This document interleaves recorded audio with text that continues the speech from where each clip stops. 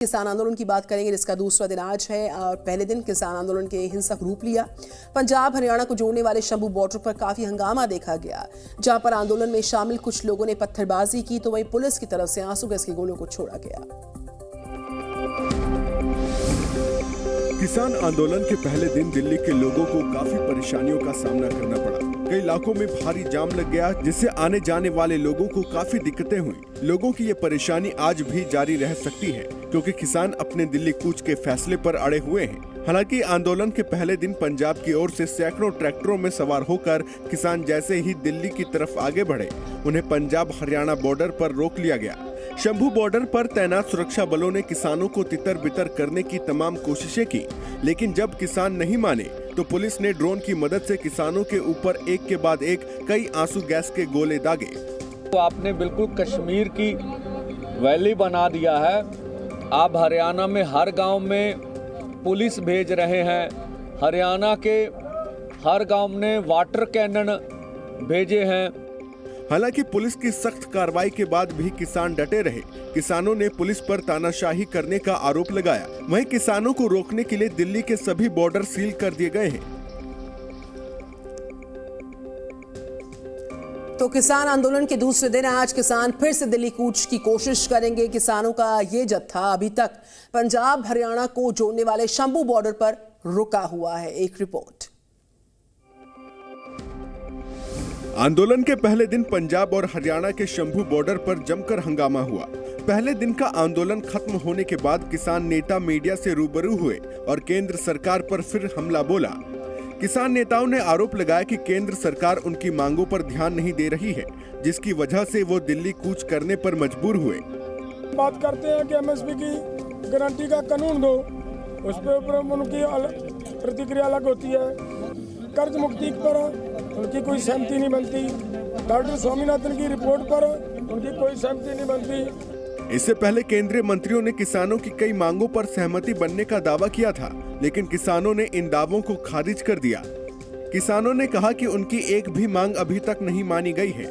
किसानों का कहना है कि इस बार जब तक मांगे पूरी नहीं हो जाती, वो वापस नहीं जाएंगे। किसान आज फिर दिल्ली की ओर कूच करेंगे।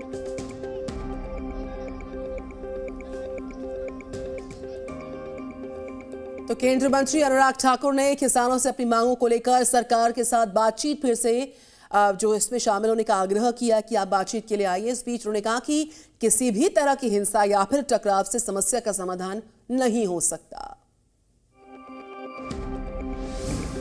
केंद्रीय मंत्री अनुराग ठाकुर ने किसानों से बातचीत के जरिए मामले को सुलझाने की अपील की। उन्होंने कहा कि केंद्र सरकार पहले दिन से किसान कल्याण के लिए काम कर रही है। किसानों के हित में कई योजनाएं लाई गईं, जिनसे करोड़ों किसानों को फायदा हुआ। मोदी सरकार सदा किसान कल्याण और किसानों के हित के लिए थी, आज भी है। मैं प्रदर्शनकारी भाइयों से इतना ही कहना चाहता हूं, कृपया करके चर्चा कीजिए। अनुराग ठाकुर ने एमएसपी गारंटी के मुद्दे पर कांग्रेस को भी आड़े हाथों लिया। उन्होंने कहा कि मोदी सरकार में कांग्रेस शासन से 5 गुना ज्यादा बजट किसानों के लिए रखा गया। 5.5 लाख करोड़ रुपया 10 साल में यूपीए ने दिया, 10 साल में, और हमने 18,40,000 करोड़ के लगभग। क्या कोई तुलना है जी? कांग्रेस 60 साल देश में राज करते रहे, क्या किया एमएसपी पे? हरियाणा के गृह मंत्री अनिल विज ने भी किसानों से आंदोलन वापस लेने और बातचीत के जरिए मसले को हल करने को कहा। तो किसानों के आंदोलन पर सियासत काफी ज्यादा हो रही है, जहां पर सरकार ने किसानों से एक बार फिर से बातचीत के जरिए मसले को सुलझाने की अपील की है, तो वहीं विपक्ष सरकार पर लगातार हमलावर है। राहुल गांधी ने बड़ी घोषणा करते हुए कहा कि अगर केंद्र में इंडिया गठबंधन की सरकार बनी तो स्वामीनाथन समिति की रिपोर्ट लागू करेंगे। कि इंडिया की सरकार आएगी तो हम एमएसपी की गारंटी हिंदुस्तान के किसानों को देंगे। जो स्वामीनाथन रिपोर्ट में लिखा है वो हम पूरा करके आपको दे देंगे। किसानों के प्रदर्शन के बीच कांग्रेस अध्यक्ष मल्लिकार्जुन खड़गे ने केंद्र पर हमला बोला। साथ ही खड़गे ने सरकार बनने पर एमएसपी की गारंटी देने का ऐलान किया कि हम देश के किसानों को एमएसपी की लीगल गारंटी दिलाने के फसलों का व्यापक खरीद के साथ हमको एमएसपी खरीदने का, किसानों का जो क्रॉप्स, उसकी गारंटी हम देते हैं। कांग्रेस ने आरोप लगाया कि किसान के मुद्दे पर सरकार की नीयत ठीक नहीं है। तो कल भारत और यूएई के बीच रणनीतिक साझेदारी के 9 अहम समझौतों पर साइन हुए। प्रधानमंत्री नरेंद्र मोदी और राष्ट्रपति नायान ने यूपीआई रुपे कार्ड सेवा का भी शुभ आरंभ किया है। 2 दिवसीय यूएई दौरे के पहले दिन पीएम मोदी ने दोस्ती का नया अध्याय लिखा। पीएम मोदी ने यूएई के राष्ट्रपति शेख मोहम्मद बिन जायद अल नायन के साथ द्विपक्षीय बैठक की, जिसमें कई अहम समझौतों पर दस्तखत भी किए। भारत और संयुक्त अरब अमीरात के बीच द्विपक्षीय निवेश संधि और व्यापक आर्थिक साझेदारी समझौते पर मोहर लगी। भारत और यूएई के बीच यूपीआई और एनआई के इंटरलिंकिंग पर भी समझौता हुआ, जिसमें दोनों देशों को सीमा पार लेन देन की सुविधा मिलेगी। वहीं घरेलू डेबिट क्रेडिट कार्डों को आपस में जोड़ने पर समझौता हुआ। दोनों नेताओं ने ऊर्जा क्षेत्र में साझेदारी बढ़ाने पर भी चर्चा की। पीएम मोदी और यूएई के राष्ट्रपति शेख मोहम्मद बिन जायद अल नायन ने अबू धाबी में यूपीआई रुपे कार्ड सेवा की शुरुआत भी की। जिस प्रकार से आपका सहयोग मिला है, आपने आईएमएफ को आगे बढ़ाने की दिशा में जो काम किया है, वो मैं मानता हूँ पूरे इस क्षेत्र के लिए उसको जोड़ने का तो काम करेगा ही, लेकिन आर्थिक विकास के एक नए द्वार खोलेगा। यूएई के दौरे से पहले दिन कल प्रधानमंत्री नरेंद्र मोदी ने प्रवासी भारतीयों को भी संबोधित किया और इस दौरान पीएम मोदी तीसरे टर्म में भारत को तीसरे नंबर की इकोनॉमी बनाने की गारंटी देते सुनाई दिए।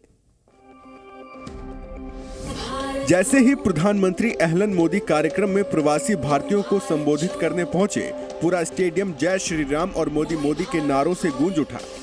पीएम मोदी ने अपने संबोधन में सबसे पहले भारत और यूएई के संबंधों पर बात की और फिर अबू धाबी से अपने तीसरे टर्म में भारत को तीसरे नंबर की इकोनॉमी बनाने की गारंटी दी है। मोदी ने अपने तीसरे टर्म में भारत को तीसरे नंबर की इकोनॉमी बनाने की गारंटी दी है। प्रधानमंत्री नरेंद्र मोदी ने संयुक्त अरब अमीरात में भी अपने 10 साल के कार्यकाल की उपलब्धियां गिनाई। वहीं पीएम मोदी ने कहा कि दुनिया में जो देश सबसे तेजी से बढ़ रहा है वो है भारत। दुनिया का वो देश जिसकी अर्थव्यवस्था बहुत तेजी से आगे बढ़ रही है, वो देश कौन सा है? हमारा भारत। प्रधानमंत्री नरेंद्र मोदी आज अबू धाबी में पहले हिंदू मंदिर का उद्घाटन करेंगे। भारत से हजारों किलोमीटर की दूरी पर बने इस मंदिर की बनावट बहुत ही हद तक राम मंदिर से मिलती जुलती है। गंगा यमुना के पवित्र जल और राजस्थान के गुलाबी बलुआ पत्थर से बने अबू धाबी के पहले मंदिर में आज भगवान स्वामी नारायण की प्राण प्रतिष्ठा होगी। मिडिल ईस्ट के मुस्लिम देश में बने इस हिंदू मंदिर का पीएम मोदी उद्घाटन करेंगे। बीएपीएस का मंदिर बनना आपके सहयोग के बिना ये संभव ही नहीं था और मेरी पहली मुलाकात थी। मैंने सिंपली आपको रिक्वेस्ट की कि जरा आप देख लीजिए। अबू धाबी का हिंदू मंदिर जितना बाहर से भव्य दिखता है, उतना ही सुंदर अंदर का हिस्सा है। मंदिर के अंदर संगमरमर से बने स्तंभों पर बारीक नक्काशी दिखाई देती है। यह मंदिर 27 एकड़ जमीन पर बनाया गया है। इस मंदिर की ऊंचाई 32.92 मीटर यानी 108 फीट, लंबाई 79.86 मीटर यानी 262 फीट, जबकि मंदिर की चौड़ाई 54.86 मीटर यानी 180 फीट है। मंदिर का निर्माण शिल्प शास्त्र के प्राचीन हिंदू ग्रंथों के आधार पर किया गया है। आम आदमी पार्टी की पॉलिटिकल अफेयर्स कमेटी की बैठक हुई है, जिसमें कि साउथ गोवा और गुजरात की 2 लोकसभा सीट्स पर पार्टी ने उम्मीदवारों का ऐलान कर दिया है। आम आदमी पार्टी ने आगामी लोकसभा चुनाव के लिए अपने 3 उम्मीदवारों के नाम का ऐलान कर दिया है। इनमें से 1 उम्मीदवार गोवा और 2 उम्मीदवार गुजरात से हैं। गोवा दक्षिण सीट पर वेनजी विकास आम आदमी पार्टी के उम्मीदवार होंगे। वहीं भरूच से चैतर वसावा और उमेश मकवाना भावनगर से चुनाव लड़ेंगे।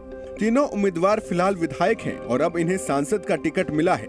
वसावा ने डेडियापाड़ा सीट और मकवाना ने बोतड़ विधानसभा सीट से चुनाव जीता था। वेंजी वेगास बेनाउलिम सीट से विधायक हैं। राज्यसभा सांसद संदीप पाठक ने कहा कि वो कुछ और दिन तक कांग्रेस के जवाब का इंतजार करेंगे। कांग्रेस पार्टी की मान रखते हुए भी हम उन्हें एक सीट ऑफर करते हैं, तो हमारा ये प्रपोजल है कि कांग्रेस पार्टी एक सीट पे लड़े और 6 सीट पे आम आदमी पार्टी लड़े।